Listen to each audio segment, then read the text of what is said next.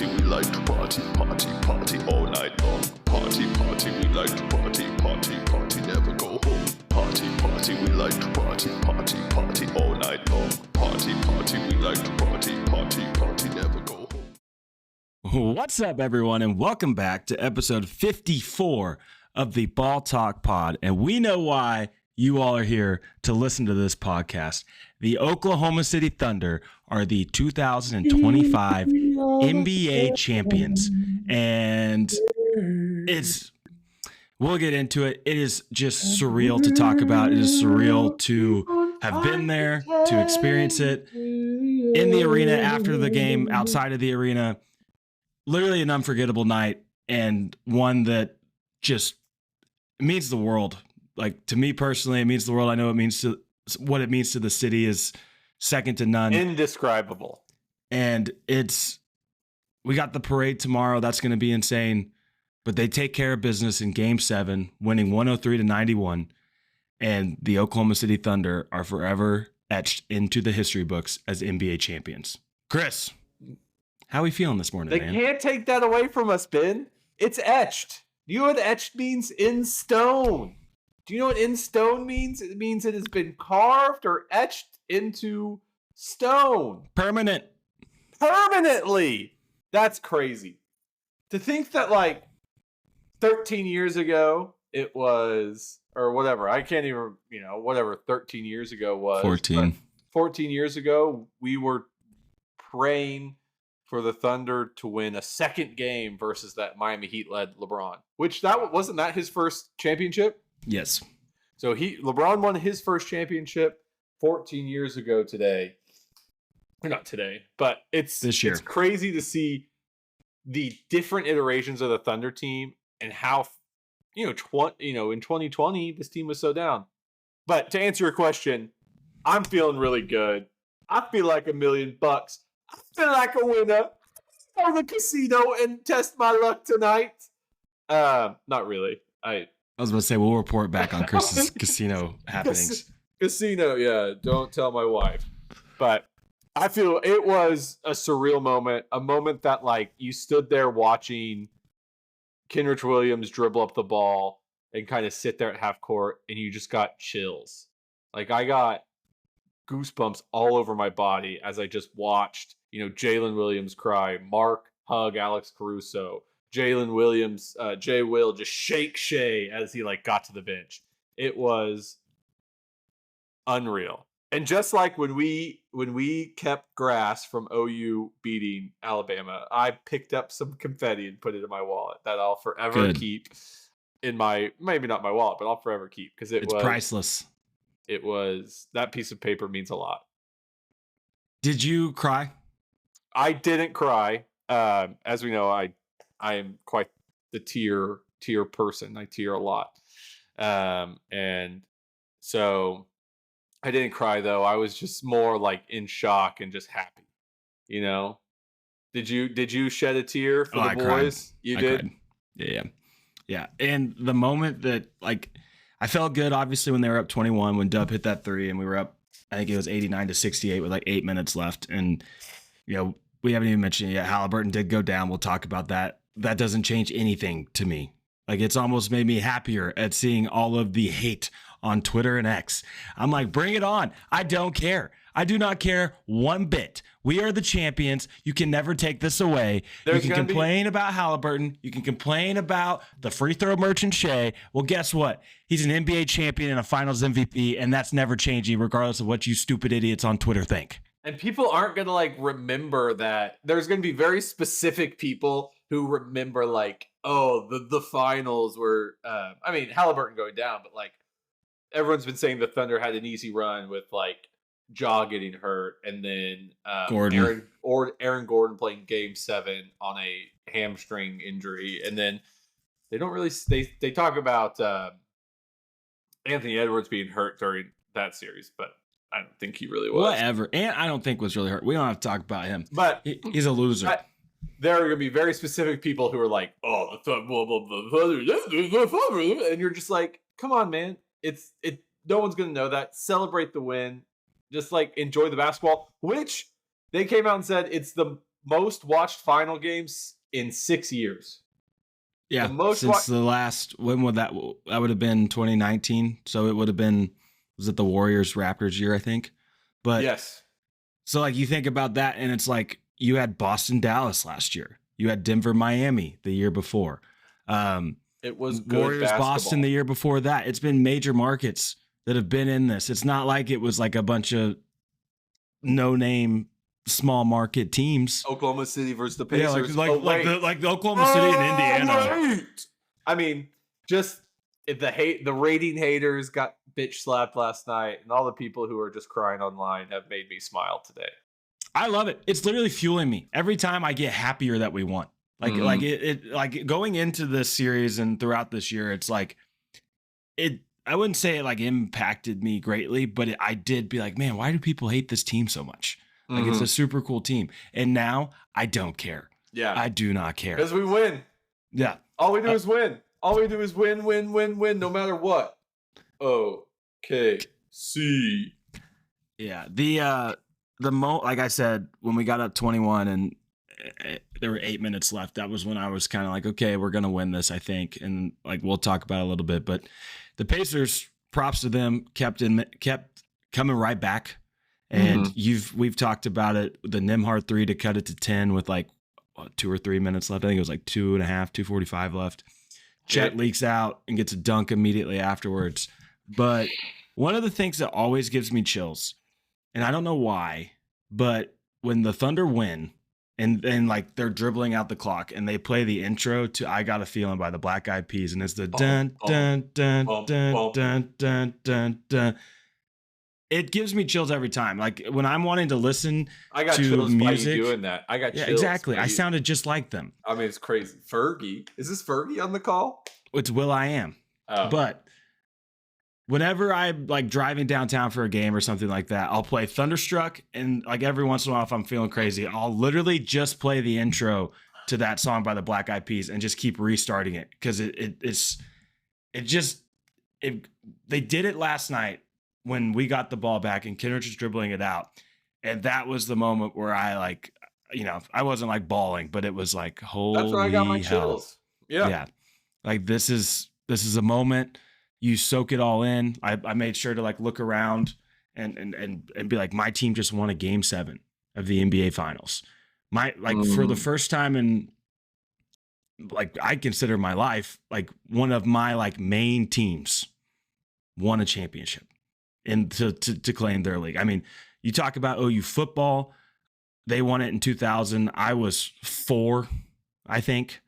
You were 5. Like our dads went to that game. And I know they grew up and they got to experience a ton of success with OU football over the years. And especially, with Steve Owens being from our hometown, there was a lot of moments that you remember growing up.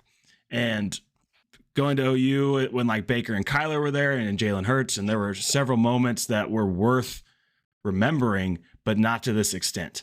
And, it just being there and feeling 17 years of, it's almost not even purely frustration. It was frustration, but it was joy. It was like just 17 years of a journey that so many times you thought you were going to get here. So many times you thought we're going to get back there, especially after 2011. I think that's why last night felt so important in this entire series. Even when the Thunder, you felt like they were going to pull away and win a championship. No team, and Zach Lowe said this in his podcast, no team or organization understands how important it is to get one, to just win it. That's because you had the picture of Harden, Russ, and KD in Miami in 2011 or 2012, and you're thinking, like, even the broadcast over that was like, oh, we're going to see this team all the time. That was the last time we saw James Harden in a Thunder jersey. The very next year, Russell Westbrook gets ran through by Patrick Beverley, and that year is gone. The very next year, Serge Ibaka has a calf strain, which obviously, hindsight 2020, he shouldn't have played on it. But we lose to the Spurs in the Western Conference Finals in 2014, and then Kevin Durant breaks his foot. Russ, throughout this whole time, is trying to work back from his lateral meniscus tear. And nothing broke our way after that. Nothing. The only thing that broke our way, you blow a 3-1 lead. If we're just listing off all of them, you blow a 3-1 lead, and your star player who you thought was going to be with you forever, who we thought is who Shea is now, leaves to join the team that left, that came back and beat you 3-1. We've seen so much go wrong, and the only thing that went right in this time was Russ staying, and then Presti knowing when to press the eject button on an average team. And that all led to the culmination of it was just so joyful. Like, it feels weird to talk about that when it comes to sporting events, because it's all so like combative and anger and all this stuff and competitiveness. The joy in that arena, seeing Sam and Clay hug. Clay was crying. The owner of the team was crying. You had Mark overjoyed. Like, everyone that talked on that podium last night, you felt them almost break down because of how important that moment was. And Mark even said it. Every person involved from Clay down, one obviously had a major point in getting us there. But two, at some point in their life, there was heavy doubt that they'd ever get to this moment, whether it be as a player or as an owner. And it just showed how important and how rare and how unlikely it is to win an NBA championship. And little old Oklahoma City is an NBA champion. Well, that feeling you talked about where it was not like it was that mixture feeling. It feels like relief, because all those things you talked about, it's like all those things that can go wrong. You trade away James Harden, Russ gets hurt, Serge gets hurt, Kevin gets hurt, Kevin leaves. All those things are things that can go wrong. And so when you finally get that one, like you said, it's so important to get the first one. It's a sigh of relief. It's like all of it's been worth it. All of it has come to this moment where we have finally done it, and you just feel relieved. And I think that's partially why I got the chills last night. It's just like I have been stressed out since the playoffs have started. I've even through the Memphis series, I was like, every game's important. Got to win 16 games. Well, like, and our offense didn't look great in that series. So you're starting to think, how are we going to look against Denver? And then you go down to Denver, you go down. Minnesota, the only game, you lose by 40, but whatever. And then obviously a ton of stress in this finals to get to Game 7. And, it goes back to what we kind of talked about. You won Game 5 to go up 3-2. And we said it on our podcast after Game 5 that please win Game 6. We said it in the Denver series too, because the stress and the uncertainty of Game 7, you leave yourself up to a 1-game variance and a 1-game sample size. But hindsight 2020, winning it in Oklahoma City was far and away the pinnacle of outcomes that could have happened for this organization to finally get over the top. It just felt so poetic that the trophy was not raised in Indiana for the Thunder with these fans. I mean, when Eddie Radosevich came on the podcast, we were talking about what celebrities were going to come, and not a lot came, but around the front row of front court or sitting courtside are normal people from Edmond. And obviously they're very successful, but you don't see them Timothy Chalamet is in town, and Ben Stiller, and even Indiana had a good amount of celebrities for a small market team. It's just Oklahoma City people that were there enjoying what was just an incredible, incredible outcome in an event. It's a city program and a team that leads by example and wins together. And that's what the city means. Sorry to interrupt. No, I couldn't say it better myself. Again, I don't the Halliburton thing. We can touch on it real quick again and move on past it. I hate it for him. I never want to win a championship because of that. I'm not going to apologize for winning a championship because of that either. Because it's got to break your way. Well, we listed out everything that went wrong for the Thunder over the years. Right. So are all those teams that played the Thunder whenever our best players were hurt, should we take away their rings? You can get into all these hypotheticals across every single ring. in the NBA, in any sport, professional sport, and even college and all that, regardless of how good you are, luck plays almost more of an important role in getting you to a championship than anything else. Mm-hmm. I mean, you had an undefeated Kentucky team with basically 10 NBA players on it, and they get to the Final Four, and they far and away are the favorite that entire year to win it. And they don't even get to the championship game because of Frank Kaminsky and the Wisconsin Badgers. Frank Kaminsky was good. Raw. He was raw. But he wasn't better than 10 NBA players. I mean, I just say that like you can have all the talent in the world. That's why it was never a given that the Thunder were going to win this championship, even when you had them as overwhelming favorites against the Pacers. Mm-hmm. Things broke right, and that's not something to apologize for. Don't I hate it for apologize Halliburton. winning. Never. Because what were we supposed to do? Like, oh, Shea, can you sit out the rest of the game now? Yeah. Because Shea. Halliburton's out? Yeah. Well, shout out to my wife, Grace. She called it when I told her that Halliburton had a calf strain. She's like, if he plays on that, he's going to tear his Achilles. And I was like, and those decisions are so, there's so many people making that decision, but truly it probably comes down to, it's the finals. The players have autonomy to make that decision, even though they are given the risk by doctors, by their teams. You know, in the finals, it's probably all the players that decide that. And Halliburton said he's going to do whatever in his power to play. So he was always going to play. There was The no bottom doubt. line is it was his choice. Right. Like, as much as like you take into account like the medical staff and the coaches and everything, I don't blame him for playing. But obviously, it's going to be such a fascinating topic going forward now when you see people with calf strains. It's now happened twice. Once is, an outlier. Three times this playoffs? Yeah, but Lillard, and I don't know this for sure, but my understanding was Lillard and Tatum, like they weren't battling calf strains. They just tore their Achilles. Oh. I'm talking about like you had KD in 19 and then Halliburton this year, because when you're injured, I mean, you feel it whenever like, if you hurt an ankle or something like that and you start walking a different way and you're using different muscles that you never have or using them in different ways, your body just reacts differently, but your brain is still going to do like Halliburton. What he did was the most normal basketball move, but because of how his body reacted and like his leg was like almost straight instead of like in like kind of an athletic stance, it just popped because his muscle wasn't strong enough and his body, it popped. I mean, it was horrible. Those athletes are putting so much strain on their body. They exert so much force against the ground to jump, to run, to do all those things, and the incredible manner that we see them do that. It's their bodies are pretty incredible, but they do give out. Well, and hats off, like we talk about Halliburton, and obviously he was their engine. I think Siakam was their best player, but I mean, like in several group texts, and I texted you after Halliburton got hurt. It was like, I hate that.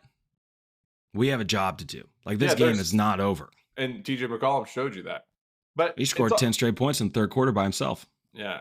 It's also interesting the hole that puts Indiana in for the foreseeable future.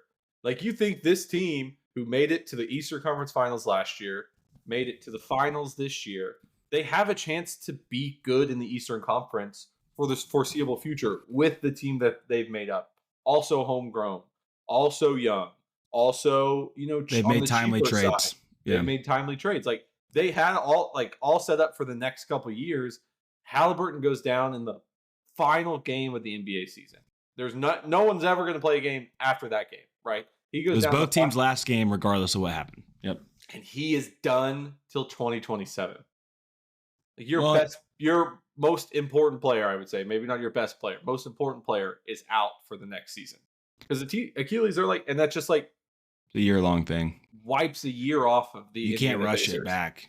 Like you can't be like, oh no, I'm like 70%. I'll play through it. It's like, no, you gotta let this heal, especially for longevity. But going off of what you said, you throw in the fact, we talked about Damian Lillard tore his ACL against the Pacers, and ACL or Achilles.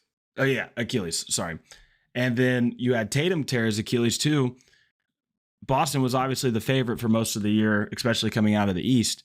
When looking at next year, you have Cleveland, who I think is still good, and they had some bad injury luck this year. But after that, the East could not be more wide open, which is crazy to say because I've always felt like it was wide open. You just had a Celtics team or a LeBron-led Cavs or Heat team that were far and away above everyone else. But everything, like, there is not an obvious choice for who you think is going to come out of the Eastern Conference next year. I mean, like, look at the Orlando trade. I love that trade for him even more now. Right. Because I think they made it before because you saw what the Pacers did trading for Siakam. You already had like some homegrown studs, and the ball just starts bouncing the right way, and you're playing the right way, and all of a sudden you look up and you're in the Eastern Conference Finals the first year, and then the finals. And Orlando has that with Desmond Bane. They gave up a lot for him because it's wide open, and now it's even more wide open. And we talked about it. It's so important to get that first championship. We can say that now that we have our first championship, but it just feels it feels better on this side than it did on the other side. Like, yeah, I have zero stress now. Yeah. The last like 2 months have just been brutal. Yeah. So but it'll be interesting. It's horrible to see. for Indiana. It's horrible. Mm-hmm.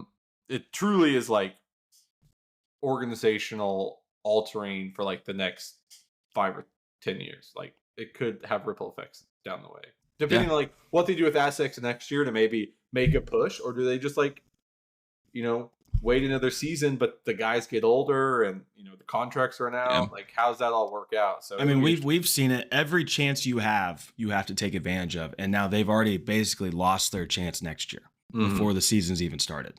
Well, I mean, they could. Someone like Andrew Nembhard, I thought played really well. Those James Harden, like step backs that James Harden would be proud of, that he cashed 2 of them. Like, he's a baller. He's a good defensive player. I think he's a great compliment. That's the thing, though. Everyone's role shifts. Like McConnell, he was phenomenal. I told someone today, thank God we won, because I love TJ McConnell. I think he is one of the easiest players to root for in the NBA. But if he was the reason we did not win the championship, I could never like him again. Yeah. Could never. Because that's how I felt about this entire Pacers. Like, so many people that, like, you had Celtics fans and other teams fans rooting for the Pacers. And I was thinking about it. If my team wasn't the one on the other side, I would have been going for the Pacers because they were a very likable group and they did it the right way. I like Rick Carlisle. I think Halliburton is he plays sort of like J-Dub does with that happy mentality. He talks a lot of shit, but like, he has that happy mentality. I think they shoot a lot of threes, which is fun, and they just have like that homegrown mentality. And I said to the people, I think Indiana is just like Oklahoma City, but on the East, in adjacent. It's just like nice people. They don't do much, but watch basketball. So, I mean, they do have a professional sports team, but if you think about like OU as a professional sports team, it's kind of what we have too here in Oklahoma City. Yeah, it's going to be interesting to see what happens for them. J-Dub said it best. Like, he was on, I think it was Get Up or some show, and they asked him about Kevin Durant getting traded to Houston and what he thought of that. And he was like, yeah, any team that Kevin's on, it makes them better, da-da-da-da-da. And he was like, honestly, I could care less about what's going on in the NBA outside of the parade tomorrow and the rest of my week. I was like, that is exactly how I feel. Yeah. I do not care. Like, when Kevin literally got traded the day we won the championship, which is like, the NBA could not have scripted it better. I'm sure Adam Silver was like, you know what? I'll push it through. I know that you guys have agreed to this like a week ago, hypothetically, but we're going to wait. We're going to wait because this is just good cinema. And now, another cool thing about all this, the NBA will open next season in Oklahoma City. We will be on opening night. Now, I don't know if we'll be the first or the second game because we're kind of in that in-between time zone. But we will have a banner. And they always try to create, like, obviously for primetime TV network games, or national broadcast games, I should say, they try to do like a big matchup. And you go through the list, you're like, it will be a Western Conference team, but they won't have us play like the Pacers or the Celtics or anything like that. They should make us play the Pacers. Game 8, winner take all. I bet that's going to be like, well, with Halliburton now, it'll be interesting. But I wouldn't hate that as like a Christmas Day, which hot take. I do think we get a Christmas Day game next year. I think we got a Christmas Day game before we won the championship. I know. I'm being sarcastic. I didn't catch that. But like Houston feels like maybe the most obvious choice for opening night next year. You make I mean, what about Kevin Dallas? Durant. Well, you make Kevin Durant come back to Oklahoma City and watch us unveil a banner that he couldn't do. Yeah, that seems sort of sick. I love it. Sign me up. I'll be there. I'll Sign be me there up. with bells on. Yeah. And my championship merch that I'm going to spend way too much money on over the next however many months. I don't care. My team's the champion. Money's I don't not care. real. Yeah, you want to talk about the game for a little bit? Yeah. I mean, obviously, I think the thing with Halliburton, with him going down, he went down. He played 7 minutes. He hit his first, well, not first three, but he hit 3 threes. I mean, he looked like he was going for the throat. He was playing really well, and that's what kind of stuff. That definitely derailed the Pacers' offense. Not having. I still liked our chances, but it was definitely it would have been tighter. It would have been a different game for sure, but I still think we would have won. Yeah. With the third quarter defense, we were able to just separate ourselves more. Would it have been more likely for a comeback? Maybe, but hold on, I'm gonna let Lola in. Yeah.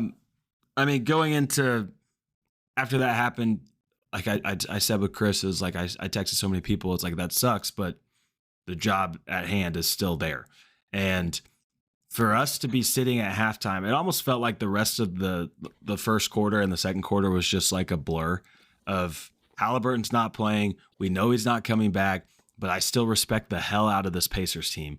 And Nembhard hits a 3 with like 3 seconds left to give them the lead at halftime, which was terrifying. Like my mom and my wife were sitting next to me, and they had talked already when they saw that we were down at halftime. They were like, we're just maybe not going to talk to Ben during halftime. Because I was like, are you kidding me? Yeah. Worst case scenario is you lose this game after Indiana loses their star player in Game 7 at home. Like you would be the laughing stock of the NBA on historical levels. Mm-hmm. And you come out, the third quarter was thunder basketball.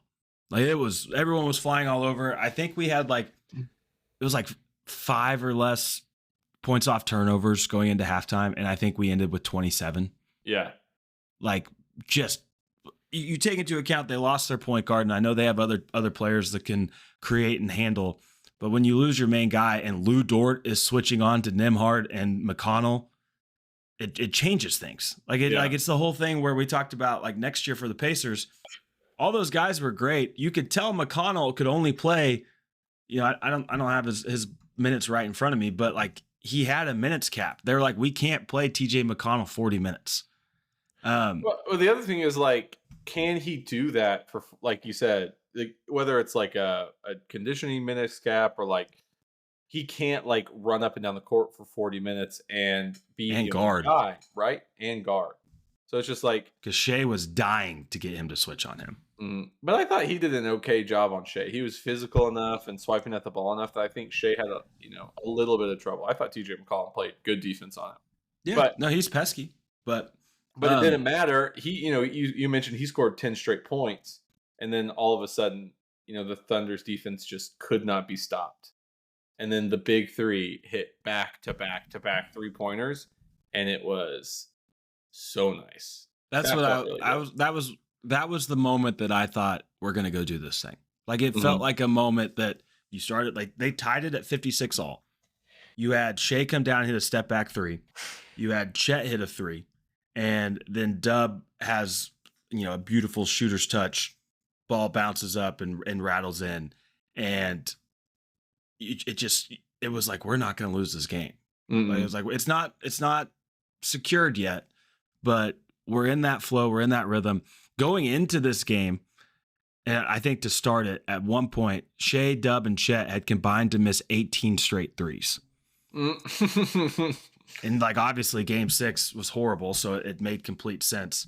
But that happening, you had Mark managing minutes so well, so that Shea was starting the fourth. Shea was going to go the whole fourth last night, regardless. Yeah, I thought so.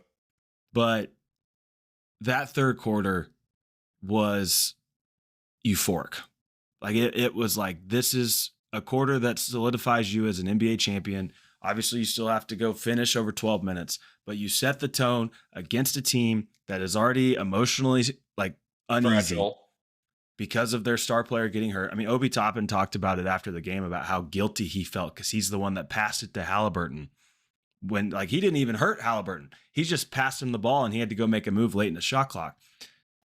And he was thinking about that the rest of the game, he said. And that's crazy. That's so and I hate it for him. It's not his fault. It's no one's fault. That's just how sports go and injuries are real. But you took that third quarter and said, this is our game. We are at home. You got the crowd into it. We were dying for a run. Like coolest, like every game in the finals in Paycom has one up the next one, shockingly enough. And that was the loudest. No one sat down that entire game. I watched the whole game on my feet. And rightfully so. It was the biggest sporting event in the world. And you took the game in the third quarter and then you held on in the fourth. Well, in the fourth, it felt like I think Kaysen did it twice. Lou and Jada both did it, where they just like, the Pacers thought they had a rebound. They went and swiped the ball and stole the ball. It was like we were going after every rebound. Chet was going after every rebound. And we were not going to be denied the championship, just the way our effort was playing. And obviously, we talked about it, that weighing on the Pacers' mind, like Obi Toppin saying that he was just distraught thinking about the whole game is real. And I'm sure they were distracted, but I mean, the Thunder weren't going to be denied either way. No. I think it was crazy how many guys I think stepped up in ways that aren't even like fully documented. I mean, no one was really efficient last night. Shea had 29 points, 12 assists, which is insane, 5 rebounds, 11 of 12 from the free throw line, but he was 8 of 27 overall and 2 of 12 from 3. Like him taking 12 threes feels like a typo, but when you think about it, that entire fourth quarter, he just went for kill shot after kill shot after kill shot. Yeah. And several of them rattled in and out. Like, I don't think any of them were bad misses, but like as Indiana, like they cut it, we got it up to 21, as we said earlier, when Dub hit that 3. And for them to get it down to 10, it was like, guys, we just have to score. Yeah. Like just score. I don't care if it's a 2 or a 3, use clock, run good offense. We don't need like these step back, sidestep, back breakers. Their back is already fractured. Right. Just keep kind of chipping at it. You just need to lightly tap. Yeah. Just tap it in. You mentioned Dort. I think he solidified himself, and this is an episode that I want to get into over the summer after we wrap up this season and the draft coming up. Like Dort solidified his number in the rafters, in my opinion. Not just because of his specific performance, but because of what he stood for over 6 years. He's won a championship with this team. He's literally the poster child for undrafted two-way star, all defense first team. Not even just this game, like so many games in this, it felt like he got key offensive rebounds to keep a run alive, to take momentum away from Indiana. And I didn't mean to, but glossed over it in the third quarter a little bit. When that game was still like, I think we were up 1, and that like heave, he was at the logo. It almost hit the Jumbotron. When that 3 went in too, it was like, oh, here we go. And then like it just sparked everything. And that's what Lou Dort is for this team. I think Mark said that Shea's where we get our confidence. Dort is where we get our edge. Mm-hmm. And when he's playing like that and impacting the game, not just defensively, but like we've talked about it so many times, if Dort hits his first 3, I'm like, okay, we won the game. Yeah. Because he sets the tone. Mm-hmm. Like he's just a phenomenal player and a guy that took so much heat over the course of the last 4 to 5 years, especially before we saw this adjustment to like Dub and Chet getting more involved when he took a step back offensively. He's like, if we didn't already have Mr. Thunder for Nick Collison, he might be this generation's Nick Collison. Mm-hmm. Well, then you got to think about, you think about Mr. Thunder, you got to think of Kenrich Williams. Yeah. Too. I mean, this team is littered with people you would be like, that's the guy that like is a program player who loves it for the city, who loves it for the programs, in it for the right reasons. And this team's just littered with them. And that's why we won last night. Yeah. I think Chet had a phenomenal game. He set the record for most blocks in a Game 7 in NBA history, at least in the finals. And wasn't it just in Game 7? Yeah, just in Game 7. the Game 7 record in the NBA Right. Finals. Mhm. He had 18 and 8, 5 blocks. I understand the frustration with him because you do, like, I think he unlocks so much offensively for this team when he's comfortable and able to do what we've seen him do in the past. But again, I'm sure you all are well aware, he broke his hip He's only 7 months ago He's only played a season and a half of NBA basketball. with 2 major injuries Right. in You that have to get a time. break. And not Also injuries that like he super can't young. come back from, but injuries that took time away from development and things like that. And for him to have the impact, he had that big 3, like we said, but for him to have the impact defensively, even when he's not blocking shots, he's the kind of player that changes how you're able to play defense, because your guards can be more aggressive and up into the defender because they know if they get beat, there's a 7-1 defensive maniac at the rim. Who goes that straight they up. they might not even dribble it in there because he's there. Right. And that happened multiple times this year. I mean, it happened all the time this year. And a lot of times during the playoffs, there was just teams that would just like redirect their guard. And TJ McCollum got a taste of it a couple times last night. Loved that. That's when I was like, okay, we're good. Naismith got we that. unlocked Chet on Yeah, McConnell. he guarded TJ McConnell the best, Mhm. even out on the perimeter. Because you knew he wasn't going to shoot out there. He could Yeah. play off. So I thought he played great. I think Dub had a slow first half, but ending up with 24 and 4, 2 steals. He solidified himself as one of the best second options on a championship, or not even on a championship team in the NBA. Shea and Dub combined for the second most points in a finals since the ABA NBA merger, behind it behind- Kyrie and LeBron right. in 2015. Well, the year they won the championship, and past Jordan 16, and Pippen. 17, 15, 16. I think they were 15, 16. Yeah, but- it's the year we lost. Yeah. Who cares about that now? I don't even care. I don't even care. We're champions. Who cares? Whatever. I don't give a crap about was- Clay and Game 6. And It sounds 4th like you of do. July is back on. I can enjoy 4th of July again. Listen. OKC, 4th of July is back. Yeah. Go light your fireworks. I also thought Cason Wallace, I know he struggled in this series. He's a second-year player, but especially Game 5 and last night in Game 7, I thought his impact was massive. Yeah. Hit timely shots. He turned over McConnell right before I think it was halftime. It was right before Nembhard hit that 3. Like he picked McConnell, threw it up to Chet. Chet went 1 of 2 from the free throw line. But he just he's like a miniature Dort in a way. Just impacts winning, makes winning plays, doesn't care what his role is. He just wants to win. And if he can develop into a 40+% 3-point shooter, which I already think he's kind of trending towards. He hit big shots last year as a rookie against Dallas and has hit big shots. He's had cold streaks, which happens for a young player, but he provides so much flexibility for this team when you can like shuffle in and out Caruso, Dort, and Cason. That doesn't even include Dub and Shea, and I'd put Dub closer to that group than Shea, but still, nonetheless, respectable defensive players. I love Cason. I can't wait to see how he grows. I think he's one of the biggest like trump cards for this team over the next 4 to 5 years, depending on what his second contract looks like. But his floor is incredibly high because of how well he guards. He exhibited that last night. He had 3 steals.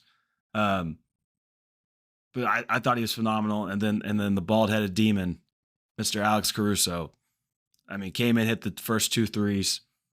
He had a couple of putbacks. He tried to end someone's life in a way that was so obviously not gonna work on a putback dunk. That was a bananas play. That looks like me trying to dunk on a 9-foot goal.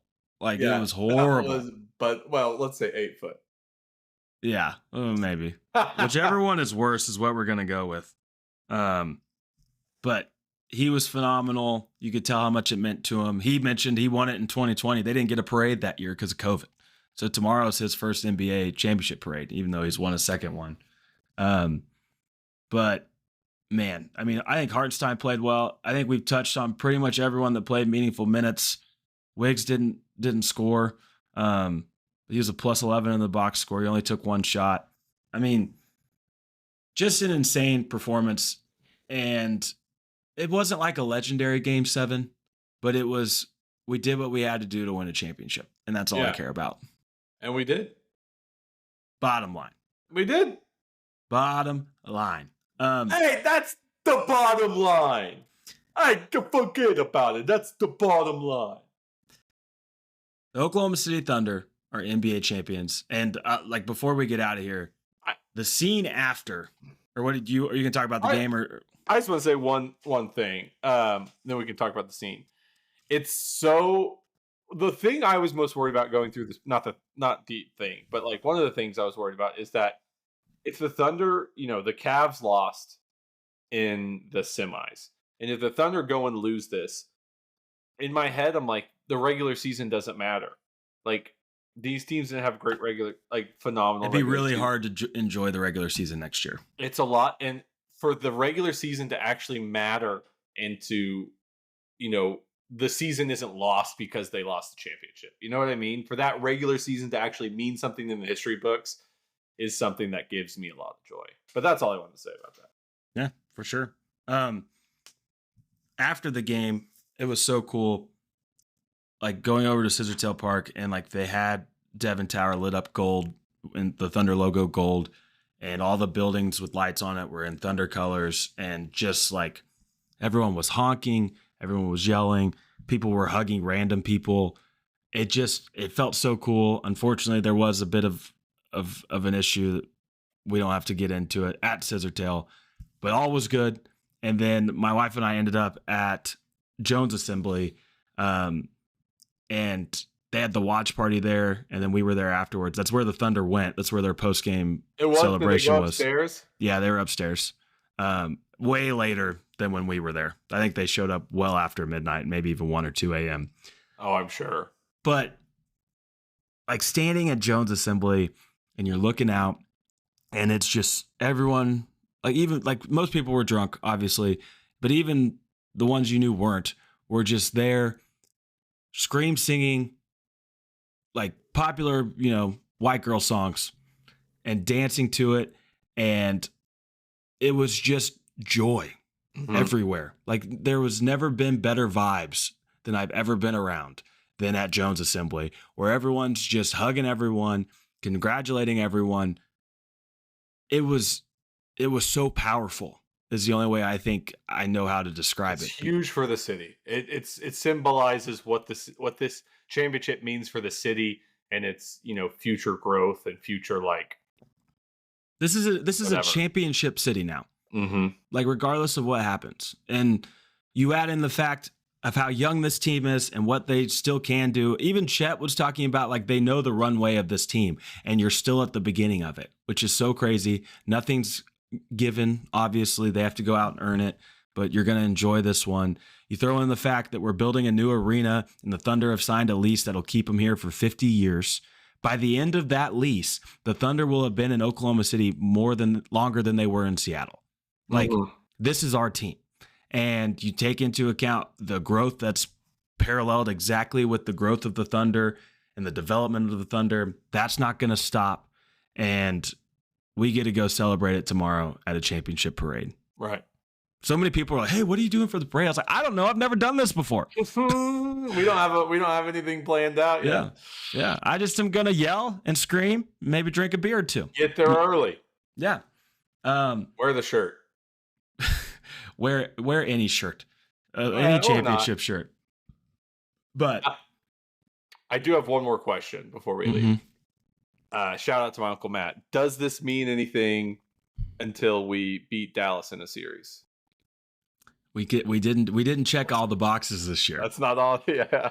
No, shout out TMO. But yeah, just an insane event.